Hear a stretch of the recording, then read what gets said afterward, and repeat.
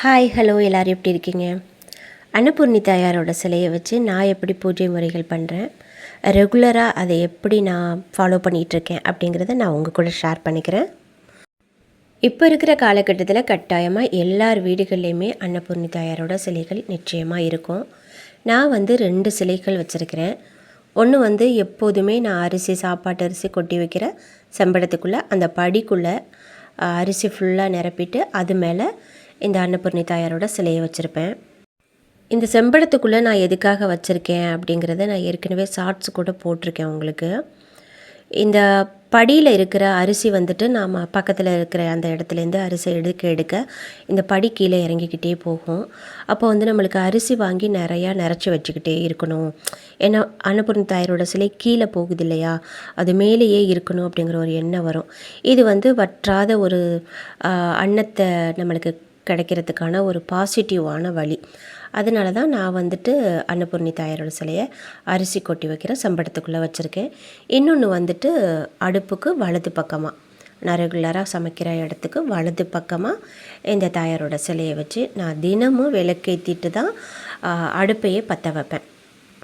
ஒவ்வொரு மாதமும் சாப்பாட்டு அரிசி எடுக்கும்போது பழைய அரிசி எடுத்து இட்லிக்கு சேர்த்துருவேன். இட்லிக்கு ஊற வைக்கும்போது அந்த அரிசி கூட சேர்த்துட்டு புது அரிசை இதில் நிரப்பி வச்சுருவேன்.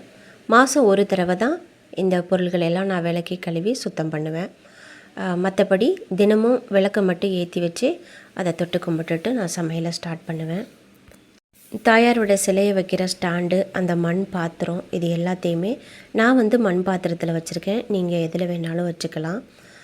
மஞ்சள் தடவிட்டு அதுக்கு குங்குமம் எல்லாமே வச்சுருக்கேன். பக்கத்தில் உப்பு ஜாடியும் இருக்குது. அன்னலட்சுமி மகாலட்சுமி 2 பேரையும் ஒன்றா வணங்குறது மாதிரி இதை நான் வச்சுருக்கேன். கட்டாயமாக நம்ம ஒவ்வொரு வீடுகள்லேயும் இந்த மாதிரியான சின்ன சின்ன வழிமுறைகளை நாம் பயன்படுத்தணும். இது நம்மளுக்கு என்றைக்கும் வற்றாத ஒரு அன்னத்தை நம்மளுக்கு கிடைக்கணும். ஒருவேளை சாப்பாட்டுக்கு கூட வழி இல்லாமல் நிறைய பேர் கஷ்டப்பட்டுக்கிட்டு இருக்காங்க. கடவுள் நம்மளுக்கு இன்றைக்கி இந்த சாப்பாட்டை கொடுத்துருக்காரு அப்படிங்கிறதுக்காக ஒரு நன்றிக்காக தான் நாம் இந்த பூஜை முறைகளை செய்கிறது. மஞ்சள் குங்குமம் தடவின அந்த மண் பாத்திரத்தில் அரிசி ஃபுல்லாக நிரப்பிட்டேன். அது மேலே ₹1 நாணயம் வச்சுருக்கேன். விரலி மஞ்சள் தான். அந்த மஞ்சளுக்கும் மஞ்சள் குங்குமம் வச்சுட்டு அன்னபூர்ணி தாயாரோட சிலையை எடுத்து அதில் வச்சிடணும். ₹1 நாணயமும் வச்சுக்கோங்க மறக்காமல்.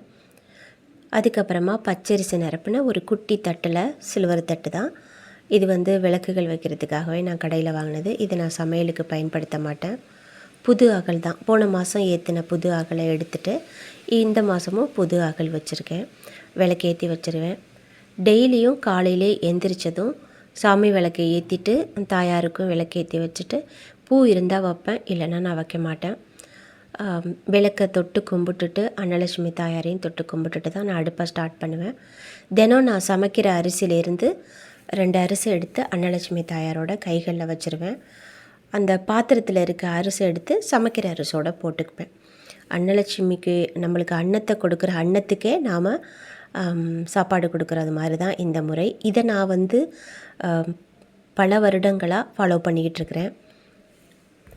அடுப்புக்கு பக்கத்தில் இந்த மாதிரி ஒரு அகல் வச்சு விளக்கு ஏற்றி வச்சுட்டு நாம் சமையலை ஸ்டார்ட் பண்ணும்போது ரொம்ப ரொம்ப ஒரு மன நிறைவாக இருக்கும் எனக்கு. அந்த நாட்களில் விளக்கு ஏற்ற முடியாத சமயங்களில் மனசு கஷ்டமாக இருக்கும். ஆனால் தாயார் அங்கனையே தான் நான் வச்சுருப்பேன், இடத்தையெல்லாம் மாற்ற மாட்டேன். நான்வெஜ் சமைச்சாலும் சரி, தீட்டு பெண்களுக்கு மாதாந்திர தீட்டு வந்தாலும் சரி, எது வந்தாலும் சரி அந்த இடத்துலே தான் இருக்கும். அதுக்காக நான் இடத்த மாற்ற மாட்டேன். மனசு சுத்தமாக இருந்தால் போதும் அப்படிங்கிறதுக்காக நான் அப்படியே வச்சு தான் சமையல் வேலைகள் எல்லாம் செஞ்சிட்ருக்கேன். எப்போதுமே அடுப்புக்கு பக்கத்தில் இந்த மாதிரி அட்சயம் அப்படின்னு நான் எழுதி வச்சுருப்பேன். பச்சரிசி மாவில் கொஞ்சமாக மஞ்சள் கலந்து அந்த இடத்துல கோலம் போட்டிருக்கேன். இது வழக்கமாக நான் செய்கிற என்னுடைய ஒரு நம்பிக்கை.